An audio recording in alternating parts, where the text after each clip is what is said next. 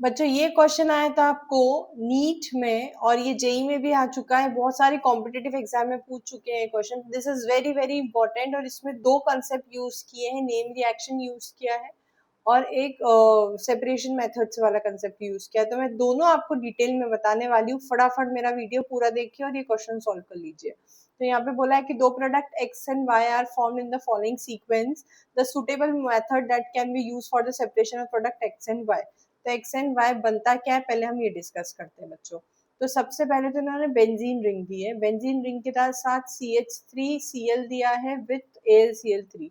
जब भी ये कॉम्बिनेशन दिख रहा है ना आपको CH3Cl या कोई भी halide, alkyl halide with anhydrous AlCl3, तो सबसे पहला थॉट लेके आना बच्चों Friedel Craft. Friedel Craft reaction, Friedel Craft reaction में एनहाइड्रस AlCl3 कॉमनली यूज होता है। फ्रिडिल क्राफ्ट अंकल का ये फेवरेट कैटलिस्ट था, ठीक है। ये एक लुइस एसिड है, इसका काम है Cl एक्सेप्ट करना। तो ये क्या करता है, मैं आपको मैकेनिज्म बता देती हूँ इन शॉर्ट। तो ये Cl ले लेता है, क्योंकि लुइस एसिड है, इलेक्ट्रॉन डेफिशिएंट है, तो ये Cl ले लेता है और CH3 प्लस आयन प्रोड्यूस कर देता है। CH3 आयन प्लस प्रोड्यूस करता है तो वो बेंजीन रिंग पे अटैक कर कर अटैच हो जाता है। तो यहाँ पर जो प्रोडक्ट बनता है वो बनता है टॉलिन, ठीक है। और ये जो यहाँ पे हाइड्रोजन था, यहाँ पे जो हाइड्रोजन था वो उसने सब्सटीट्यूट कर दिया Cl ने, क्योंकि ये कैटलिस्ट है, it will not involve in the reaction, तो ये बाय प्रोडक्ट होगा HCl। तो यहाँ पे टॉलिन बन जाएगा, तो ये आपका जो W है वो टॉलिन बन जाएगा, ठीक है। अब यहाँ पर क्या बोल रहे हैं बच्चों, ये कॉन्सेंट डाइल्यूट HNO3 और डाइल्यूट H2SO4 से साथ इसने वार्म किया है। तो जब डाइल्यूट HNO3 और H2SO4 होता है तो फिर से इलेक्ट्रोफिलिक एरोमेटिक सब्सटीट्यूशन होता है। डाइल्यूट HNO3 और डाइल्यूट H2SO4 के साथ एक आयन बनता है NO2+। जब ये NO2+ क्रिएट होता है तो ये अगेन बेंजीन रिंग पे जाता है। जैसे कि आपको पता है कि टॉलिन जो है वो एक ऐसा मतलब कंपाउंड है जो ग्रुप को वेलकम करेगा, इलेक्ट्रोफाइल को वेलकम करेगा ऑर्थो और पैरा पोजीशन पे। मतलब बोलने का ये है कि ऑर्थो और पैरा डायरेक्टिंग ग्रुप है टॉलिन। तो ऑर्थो और पैरा डायरेक्टिंग ग्रुप है, तो यहाँ पर हमको दो प्रोडक्ट मिलेंगे, ये मिल गया मुझे ऑर्थो नाइट्रोटॉलिन और ये मिल गया मुझे एक पैरा नाइट्रोटॉलिन।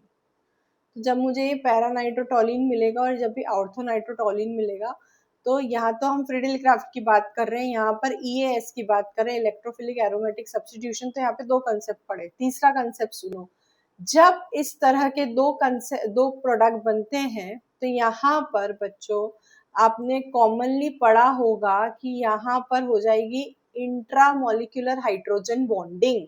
इंट्रामोलिकुलर हाइड्रोजन बॉन्डिंग कब होती है, जब ऑर्थो पोजीशन पर ऑक्सीजन और हाइड्रोजन हो। देखिए दोनों कंडीशन फुलफिल हो रही है, ऑर्थो पोजीशन पे ऑक्सीजन और हाइड्रोजन है, तो इनके बीच में हो गई intramolecular hydrogen bonding. Intramolecular hydrogen bonding होने की वजह से ये आपस में ही जुड़े रहेंगे, तो ये दूसरे मॉलिक्यूल से नहीं जुड़ पाएंगे, जिसकी वजह से इसका बॉइलिंग पॉइंट कम होगा। और ये वाला जो कंपाउंड है पैरा वाला, इसमें इंटरमोलिकुलर हाइड्रोजन बॉन्डिंग होगी। इंटरमोलिकुलर हाइड्रोजन बॉन्डिंग होने की वजह से इसका बॉइलिंग पॉइंट ज्यादा रहेगा। तो इन दोनों में क्या डिफरेंस आ गया, इन दोनों में बॉइलिंग पॉइंट का डिफरेंस आ गया।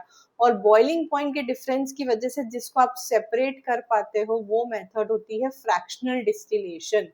वो मेथड होती है फ्रैक्शनल डिस्टिलेशन। अगर आपको कोई भी मिक्सचर में दो इस तरह के कंपाउंड है जिसमें बॉइलिंग पॉइंट का डिफरेंस है, तो उसको आप सेपरेट कर सकते हो विथ फ्रैक्शनल डिस्टिलेशन। तो इसमें फ्रैक्शनल डिस्टिलेशन होगा और इससे ये दोनों सेपरेट हो जाएंगे। तो इस तरह से आपने यहाँ पर तीन कंसेप्ट पढ़े। तो इसी तरह से मेरा वीडियो देखते जाइए फटाफट और नीट की प्रिपरेशन, जेई की प्रिपरेशन, कोई भी कॉम्पिटिटिव की प्रिपरेशन करिए डिटेल में। Okay bye, thank you.